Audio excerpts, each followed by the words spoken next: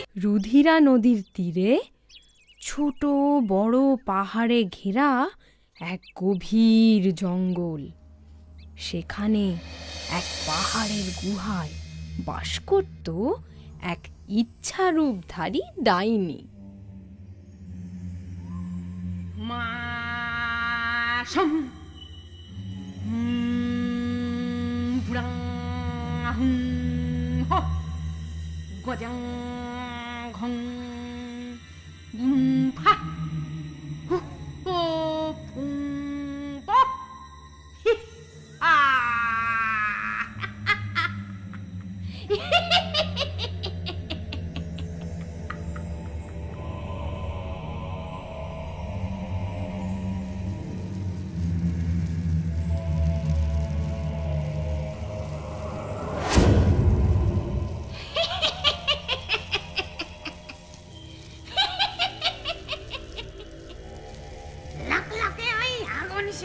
ছিটিয়ে দিলাম ঘি,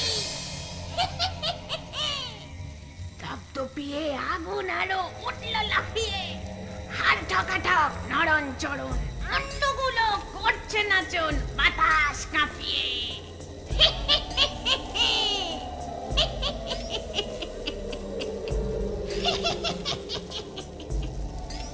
থাম থাম হাড়গোড়, থাম থাম মুন্ড, থমকে চমকে দেখ মজার এক কাণ্ড। উৎপটাস ফুটপটাস তুলতুলে মাংস, আজকে হবে ছোট্ট কুকুর, সামনে হবে ধ্বংস।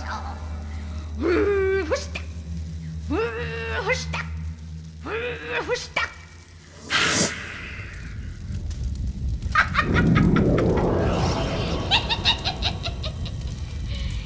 রাজার ছেলে পুতুল হলো, হাটের পরে নয় আর মাত্র বাকি দুটি, তারপরে তো জয় নিশ্চয়।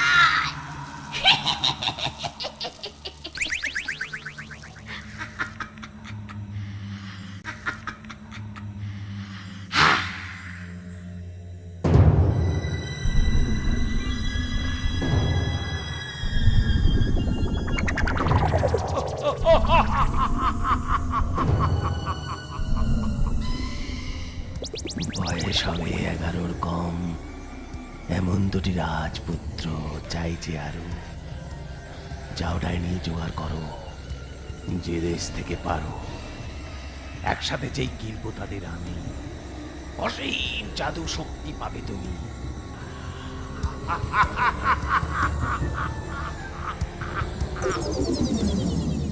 ডাইনি এবার শকুনি হও, দাও মেলে দাও ডানা, রাজপুত্রের খোঁজে চলো আর হয়ে সীমানা।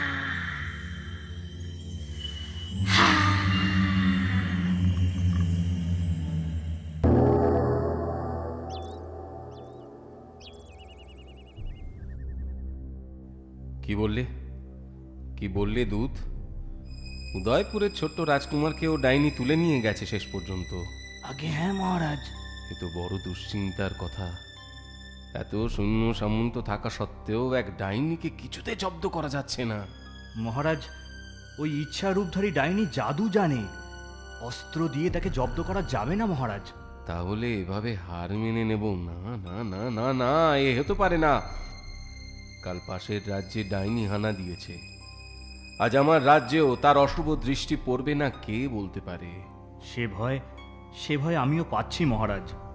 ছোট রানীর পুত্র ছোট রাজকুমার এখন কোথায়? আগে বড় রাজকুমার তাকে নিয়ে উদ্যানে খেলা করছে মহারাজ। ওদের শীঘ্র উদ্যান ছেড়ে অন্দরমহলে আসতে বলো। যথা আজ্ঞা মহারাজ। কিন্তু এভাবে কতদিন? একটা কিছু উপায় তো করতেই হবে। এসো বরুণ কুমার, এসো আমার কাছে হেঁটে এসো তো দেখি। হাঁটি হাঁটি পা পা, এই তো। এসো এসো এসো। দেখ দেখ ছোট, তোর সোনার টুকরো ছেলে কেমন হাঁটছে দেখ। হ্যাঁ, বড্ড দামাল হয়ে উঠেছে। বড় কুমার অরুণও কি শিশু বয়সে এমনই দামাল ছিল? এতটা না হলেও ছিল।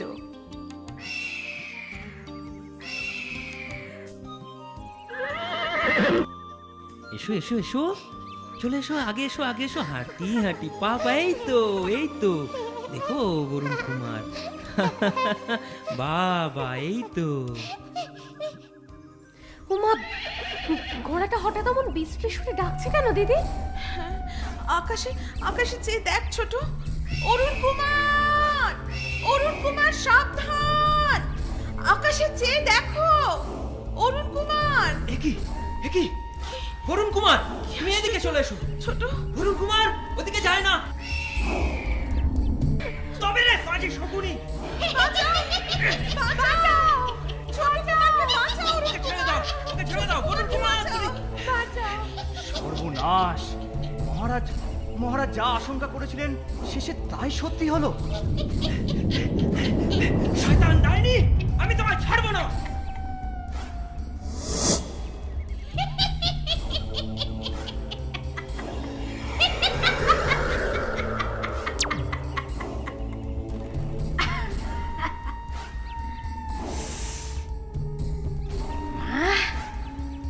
কি সুন্দর গন্ধ!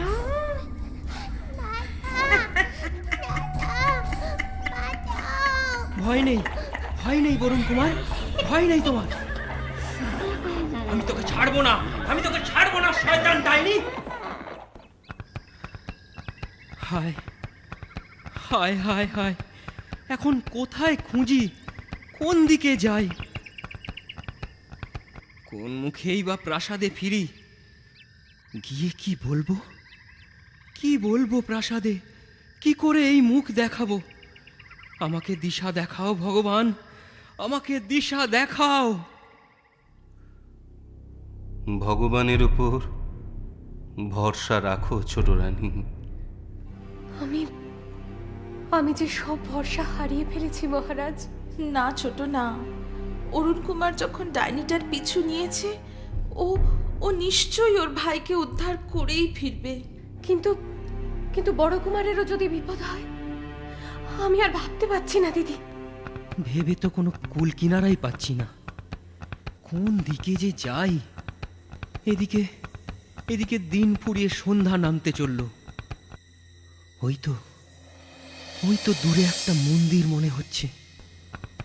যাই যাই, ওখানে গিয়ে প্রার্থনা জানাই। মা, মা গো, মা, এই বিপদে তুমিই ভরসা মা। আমার ছোট ভাই সরল নিষ্পাপ শিশু, এই বিপদ থেকে উদ্ধার পেতে আমায় একটা উপায় বলে দাও মা, একটা উপায় বলে দাও।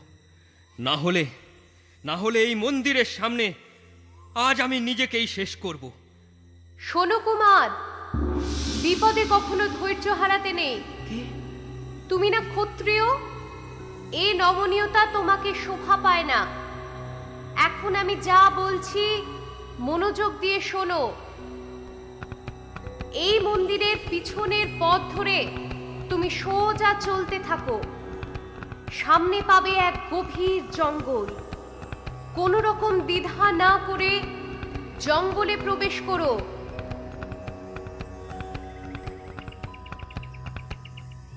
এরপর সামনে পাবে এক কুটির। সেখানে থাকে শুভঙ্করী নামে সাহসী এক নারী। সেই নারী শুভ শক্তির পূজারিণী। শুভঙ্করী তোমার ভাইকে উদ্ধার করতে সহায়তা করবে। ধন্যবাদ, ধন্যবাদ দেবী, ধন্যবাদ। আমায় সঠিক দিশা দেখানোর জন্য তোমায় শত কোটি প্রণাম। আসুন কুমার, আমি আপনার অপেক্ষাতেই ছিলাম। আশ্চর্য, আপনি জানতেন আমি আসব? হ্যাঁ, আমি সবই জানি। আমার আরাধ্য দেবী আমায় সব কথা জানিয়ে আদেশ করেছেন আপনার সহায়তা করে অশুভ শক্তির বিনাশ ঘটাতে। আমি আশ্বস্ত হলাম। কিন্তু শুধু আশ্বাসে যে কাজ হবে না কুমার, অশুভ শক্তির বিনাশে চাই অস্ত্র। আপনি শুধু আমায় ওই শয়তান ডাইনিকে খুঁজে পেতে সাহায্য করুন। আমি জানি কি করে তাকে শায়েস্তা করতে হয়। আপনি সাহসী, সে বিষয়ে কোনো সন্দেহ নেই। তবে শুধু শক্তিতে নয়, বুদ্ধি এবং কৌশলেই শায়েস্তা করা যাবে সেই ডাইনিকে। কিন্তু কিভাবে? আমার কাছে 3টি বিশেষ দ্রব্য আছে, যার বিশেষ আলাদা আলাদা গুণ আমাদের সাহায্য করবে ওই ডাইনিকে শায়েস্তা করতে। এই দেখুন কুমার, একটি আতশ কাঁচ। আতশ কাঁচ? হ্যাঁ, এই কাঁচের গুণ হলো এর মধ্য দিয়ে দৃষ্টি রাখলে কারো ইচ্ছাধারী মায়াবী রূপ ভেদ করে তার আসল চেহারা দেখা যাবে। বাহ! আর এটি একটি দিব্য পাথর, যা নিক্ষেপ করলে অশুভ শক্তিকে ধ্বংস করে দেওয়া যাবে। ভস্মীভূত হয়ে পড়ে থাকবে তার কিছু ছাই। তবে তো এ পাথর খুবই কার্যকরী। আর এই শঙ্খটা? এই শঙ্খধ্বনিতে প্রাণ ফিরে পায় জাদু মন্ত্রে পুতুল করে দেওয়া মানুষ। তবে আর দেরি কেন শুভঙ্করী?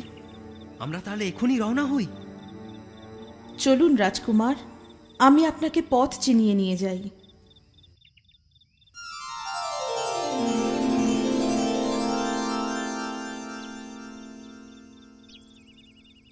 আমার একটা প্রশ্ন ছিল শুভঙ্করী, ওই ডাইনির ঠিকানা জানা সত্ত্বেও তাকে ধ্বংস করে শুভ কাজ তো আগেই করে নিতে পারতেন।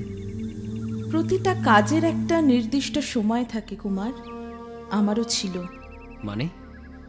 আমার বয়স 16 পূর্ণ হবার আগে আমি এ কাজের উপযুক্ত ছিলাম না, আর ঠিক আজই আমার 16 বছর পূর্ণ হলো, আর এখনই সেই উপযুক্ত সময়।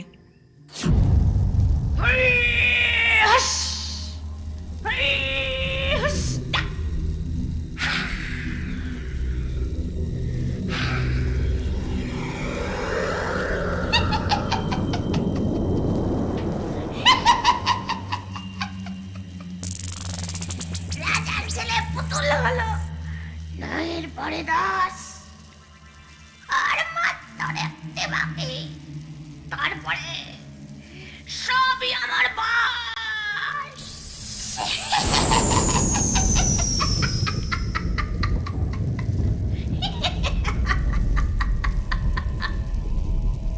সে আশা তো দুরাশায় থাকবে শয়তান ডাইনি। এবার তুই মরবি আমার হাতে।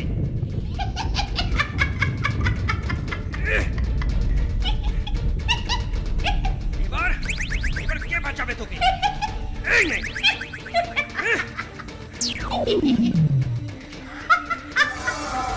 কেউ বাঁচাতে পারবে না। শয়তান ডাইনি, তুই মরবি। এই নে।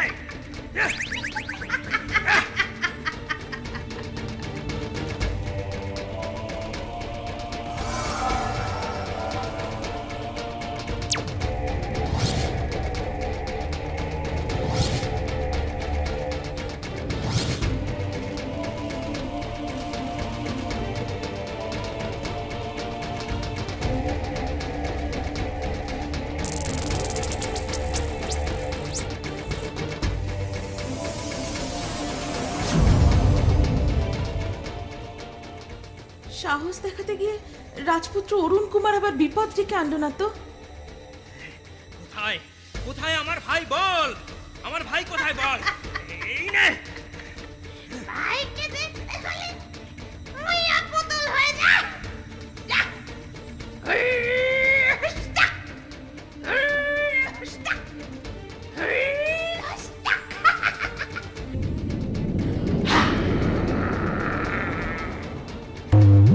রাজপুত্র, রাজপুত্র অরুণ কুমার, রাজপুত্র অরুণ কুমার।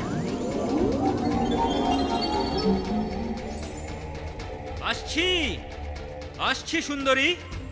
এই পাপী শয়তান ডাইনিকে আমি হত্যা করেছি।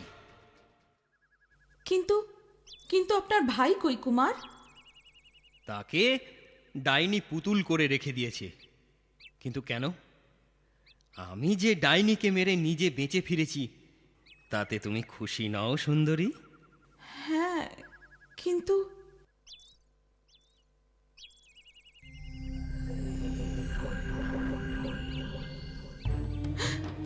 সর্বনাশ! কি হলো? কথার উত্তর দিচ্ছ না যে সুন্দরী? এই নে তোর উত্তর।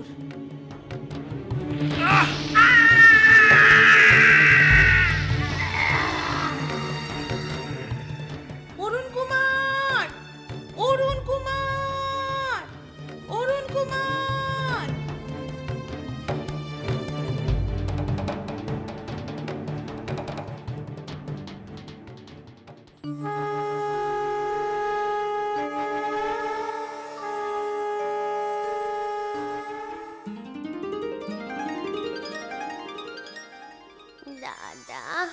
আমার ভাই, সোনা ভাই আমার, ভাই আমার। আর আর ভয় নেই কুমার, ইচ্ছারূপী শয়তান ডাইনিকে আমি আমি ভস্ম করে দিয়েছি। ধন্যবাদ শুভঙ্করী, ধন্যবাদ। আজ তোমার জন্যই সব সম্ভব হলো। সত্যিই তুমি শুভঙ্করী। এরপর দুই ভাইয়ের আবদার ফেলতে না পেরে শুভঙ্করী ওদের রাজপ্রাসাদে যায়।